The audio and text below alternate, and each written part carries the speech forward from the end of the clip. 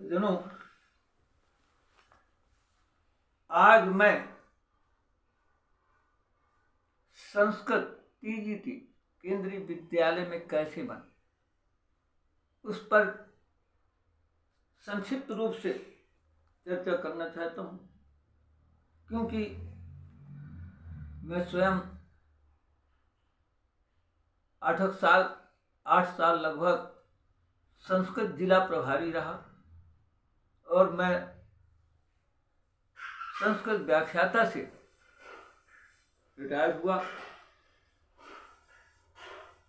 और इतना ही नहीं, संस्कृत से मुझे बहुत पूर्व से ही बड़ा लगाव रहा और संस्कृत के बल पर ही मुझे नेशनल अवार्ड मिला। संस्कृत में वो ताकत है, मैं ये कहना चाह रहा हूँ, जो तोप तलवार बम के गोलों में नहीं। मैं तो इतना कहूँ। मैं आप सभी ये बताना चाहता हूँ, जो संस्कृत प्रेमी छात्र छात्राएं हैं, जिनको संस्कृत से लगाव है, वो केंद्रीय विद्यालय में, जैसे अभी केंद्रीय विद्यालय में 26/12 तक अभी भी आवेदन किए जा रहे हैं, जिसका संस्कृत में स्नातक है। संस्कृत में जो स्नातक हैं, संस्कृत में जिनको 50% से एबव अंक मिले हैं, साथ में बीएड डिग्रीधारी है और बीएड डिग्री के साथ साथ सेंट्रल टीचर एलिजिबिलिटी टेस्ट बोलते हैं, सीटीईटी इसको बोलते हैं, CTET central eligibility test, central teacher eligibility test, केंद्रीय शिक्षक पात्रता परीक्षा इसको बोलते हैं। और वो होती है फर्स्ट और सेकंड।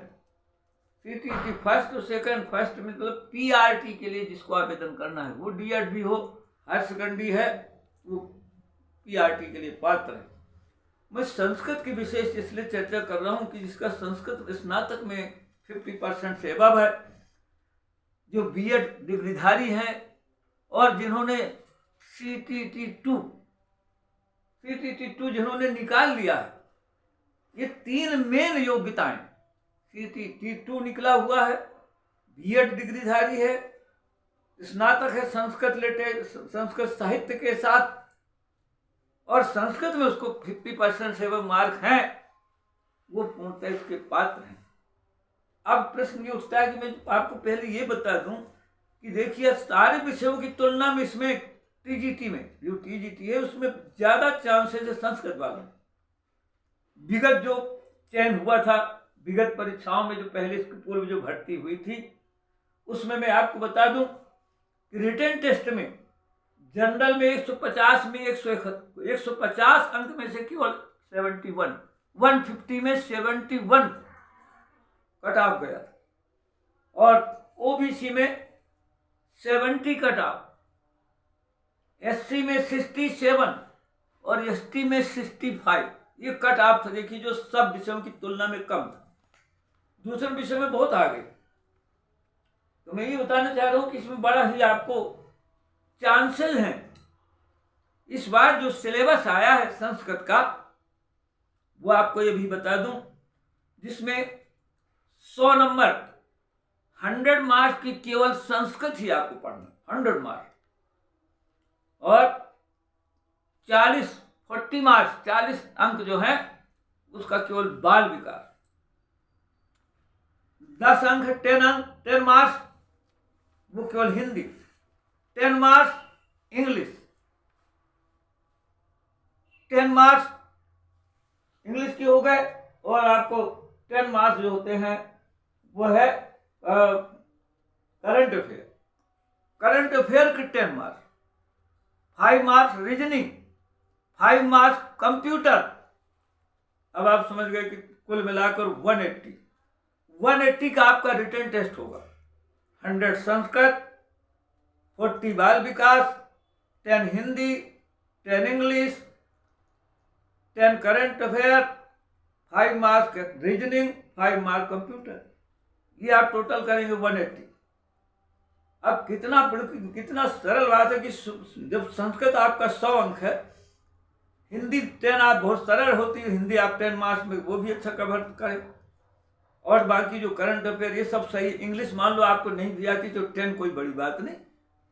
इसलिए बहुत अच्छे सुटेबल चांस है आपको इसमें आगे बढ़ने की। इसलिए मैं कहना चाहता हूं कि अगर जिनके पास ये योग्यताएं हों वो इसके लिए अभी से प्रयत्नशील हो जाए।